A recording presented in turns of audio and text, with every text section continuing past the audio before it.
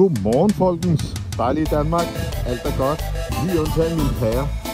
Jeg har fået Maxi ind med elektronisk tænding. Jeg kender ikke så meget til det desværre, men her kommer spørgsmålet. Vi har ikke noget lys bagved, vi har ikke noget lys foran.